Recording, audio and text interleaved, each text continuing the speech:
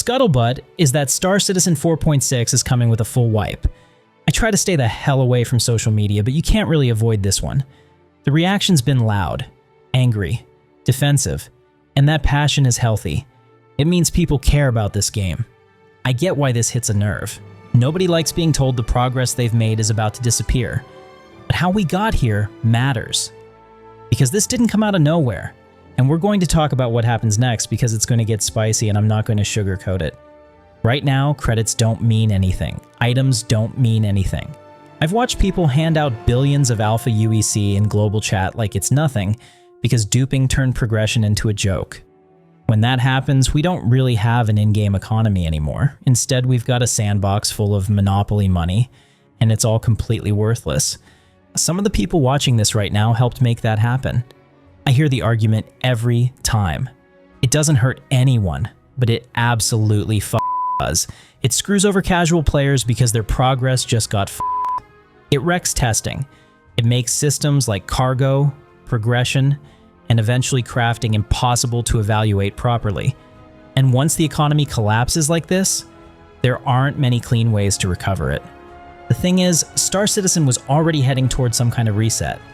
Not as a punishment, just as a consequence of moving the game forward. Because the next major system on the horizon changes everything. Crafting. Once crafting comes online, materials aren't static anymore. Iron, gold, anything you mine, anything you loot, anything at all that can be used in crafting will have quality. Different stat levels that make my iron different than yours. All the stuff CIG showed at CitizenCon where reagents have an effect on the stats of the item output. Think Star Wars Galaxies where no two items are the same, and not World of Warcraft where every named item is identical. And the junk sitting in our inventories right now was never built to support that. Retroactively fixing that item database would be a nightmare. If I were designing the system, I'd wipe inventory too. Start with a clean slate, it's the least broken option. If you complain about bugs, this was the way to go. But instead of a targeted reset of something like the inventory while retaining ship data and player alpha UEC amounts, players forced a much worse outcome. And now everyone's paying for it. But that's only half the picture. We need to dig deeper. I'll admit it, progress in this game feels heavy sometimes. It can grind on your time or your emotion when a mission doesn't complete. And it wasn't your fault. Amplify that time invested in something that takes weeks or months to build up, and the temptation to skip steps creeps in fast, especially when other players are visibly doing it without consequences. Star Citizen also blurs the line between time and money in a way most games don't. You can grind for ships, gear, and credits, or you can swipe a card and get all of that instantly.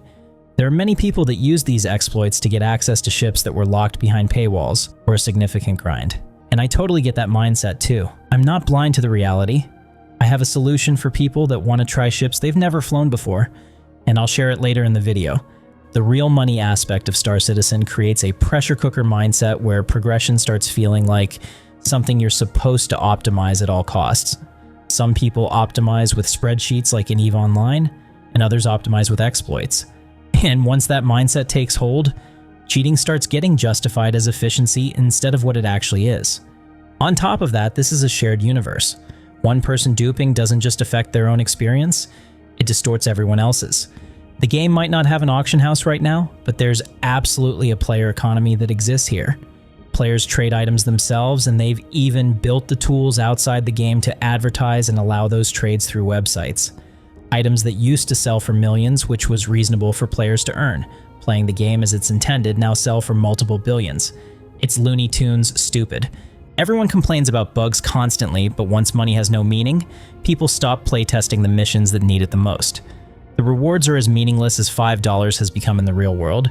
You couldn't even buy a Big Mac for that, and playing through missions that pay you thousands when you have billions and infinitely more isn't worth it.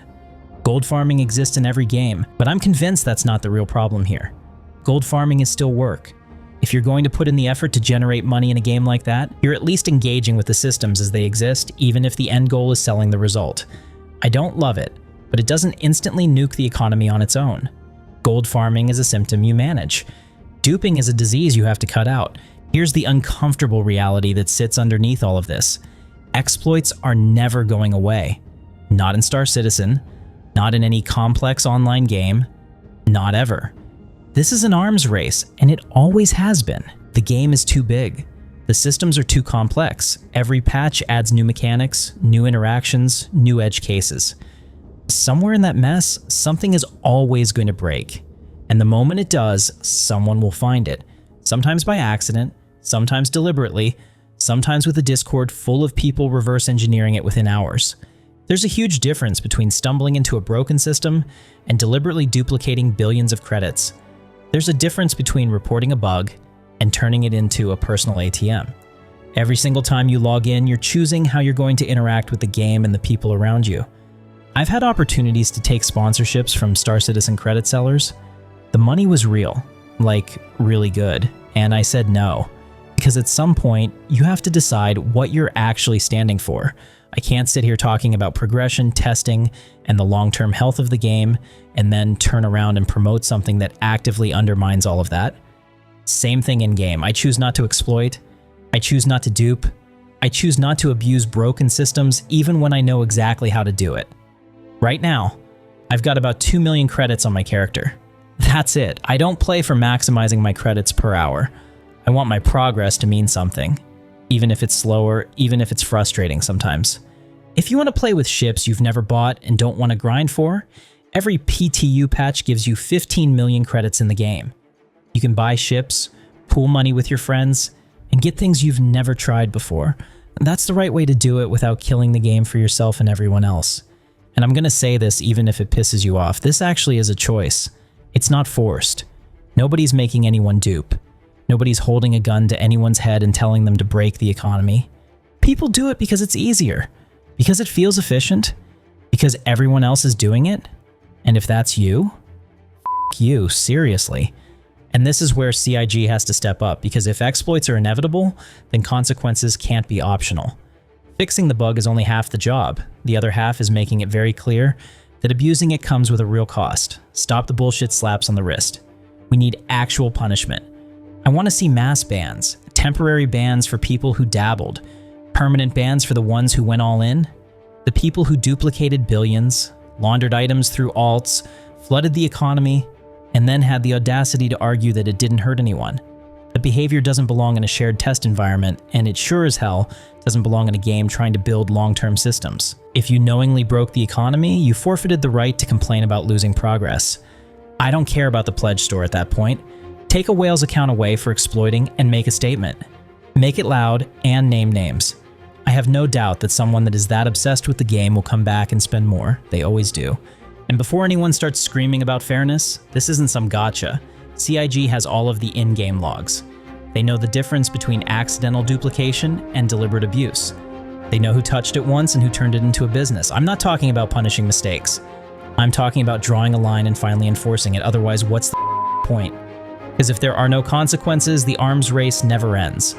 Every future system gets poisoned the same way.